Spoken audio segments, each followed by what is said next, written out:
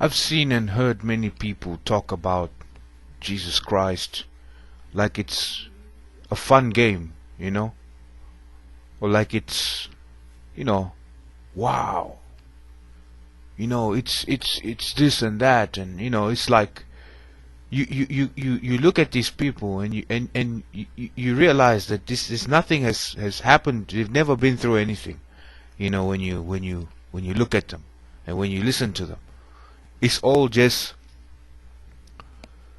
you find people, you see, when people make a video, for example, a YouTube video, see, they make a video based on what somebody else said. You see, they get a video from so and so, and then they say, oh well, I watched this documentary. You see, the problem is, my friends, with all this rehashing and hashing and regurgitation of things where you don't know where they came from, is that you never made those things. You never went to find out yourself. You see, and then you just sit in front of a screen all day. You see, watching videos, then you watch this video, then you make a video based on another video. Nothing is real. You see, you can make a video about somebody hitting somebody else, you know what I'm saying? And then you say, wow, and everybody's like, ooh, ah, and it's, it feels, it's exciting and all these things, like you get a bit of a rush, But the problem is, it's different when somebody who actually has hit somebody and been hit before makes a video, because he's making a video about something they've been through, something that's real to them. You see? So am I saying you need to go and smoke crack to understand what it feels like? No. But at the end of it, you know what happens, my friends? Is that, you gotta know some of those people. And then you begin to see how they live and why they do what they do. And it becomes real to you. Then you can make a video about it. You see? But the problem is that most people are just making all these things. It's all just entertainment. Nothing is real. See, when you go through things, when you make Jesus your focus, when you're going through something, or when you're committing a situation into His hands, and you stick with it and you focus on Him through that, and then you see, when you go through that, it becomes real to you. Then you can go and do whatever you have to do. You see, it's not all this watching movies and the next chapter of this and sequel of that, and we all like have our popcorn ready to listen. This is what it is. You see, this is serious business, my friends. It's not a game. It's not entertainment. We don't play with this. We're rising up to play and making idols of games and things like that. You see. So it's life and death, really. To be honest with you, my friends. Now the problem is, most people, they just, like I said to you, they sit in front of the screens, all the screens, and that's all they do is they spend time there, then they go to their work if they have one, and they come back, and that's all they do. You see, my friends, if it's real, you've got to go through some things for the sake of Jesus Christ. You see, what I mean by that is good or bad. It doesn't matter. What matters is that Jesus is revealed to you in those situations. You see? And then it has to be birthed in you. It has to be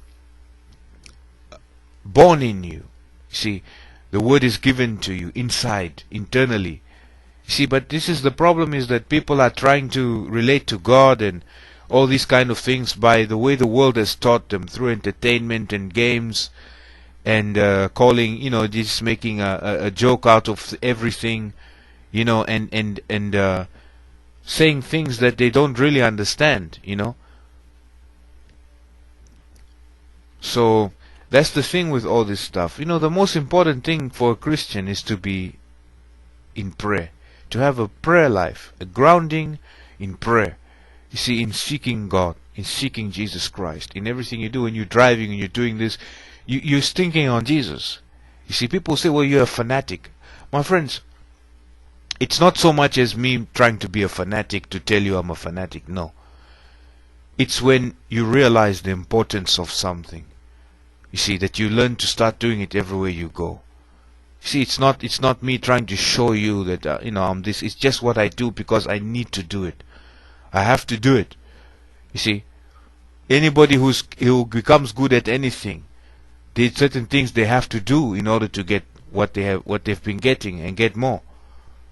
You see?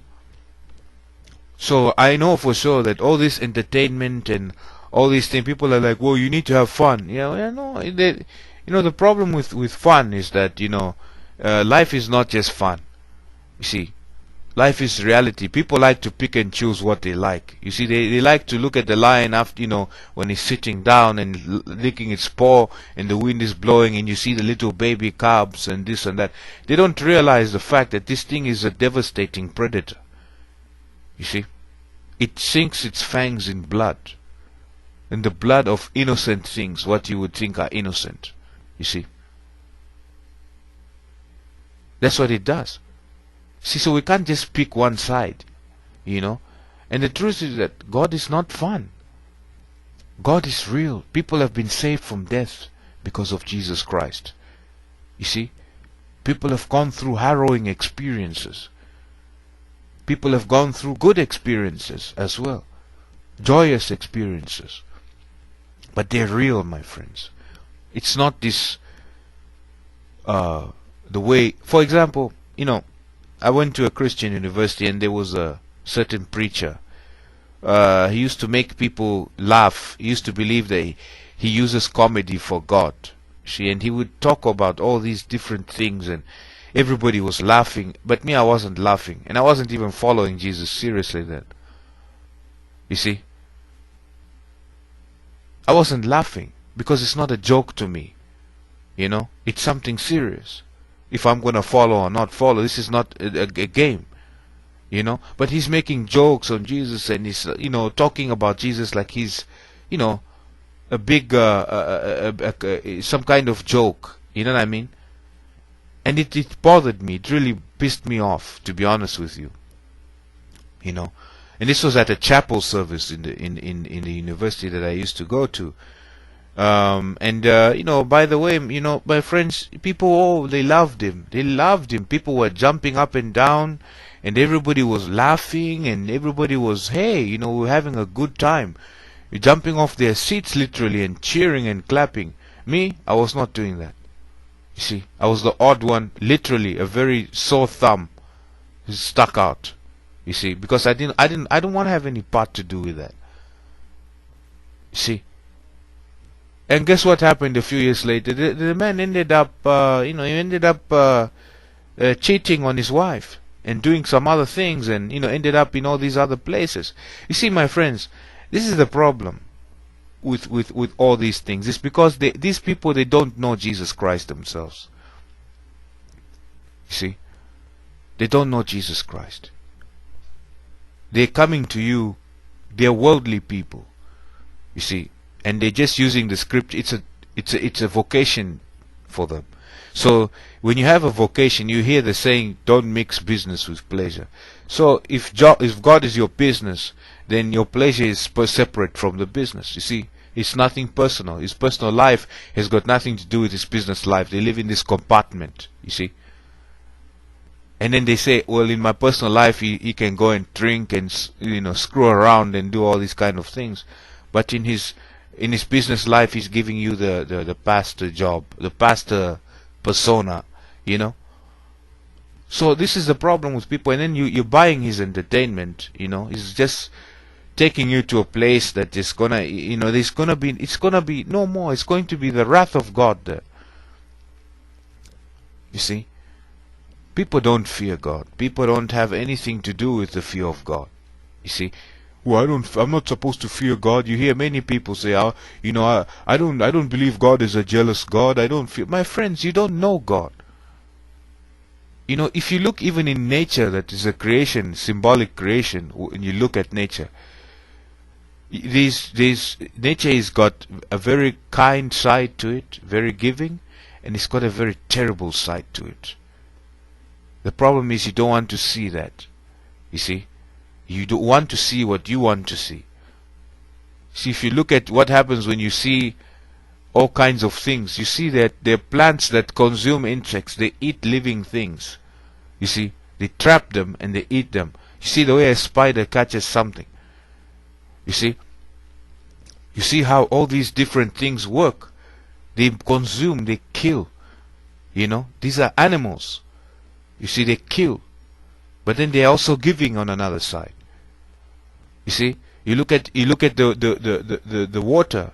1 minute it's nice and tranquil for a long time. The next minute it's destroying the coastline and all the houses around it.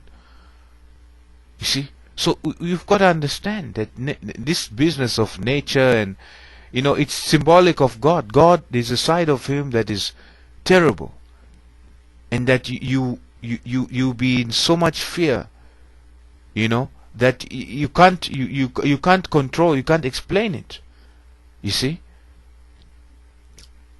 So people have this conjuration of what they think is Jesus Christ, what they think is God, that He's, they're a puppy or plaything or something like this, and this is a disaster when you're in this position. You see,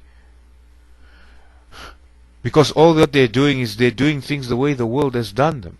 Everything has become a joke. Everything is just, hey, all fun and games. The problem is it's all fun and games until the ship sinks. You see. Now, what happens is that everything turns into terror now. See? So if you don't want to be a part of that terror, you need to fear God. You see? That means you fear doing evil. You fear doing evil. Not where we say we have no fear and we are free to do what we want to do. You see? Like the world is saying. They are free maybe to do what they want to do, but really it's not freedom, it's bondage to sin. You see? So people's definition of freedom can be anything. It can be killing people. It can be, it can be anything. And that's the problem with the whole thing. Is that people just live by, oh well, I want to be free.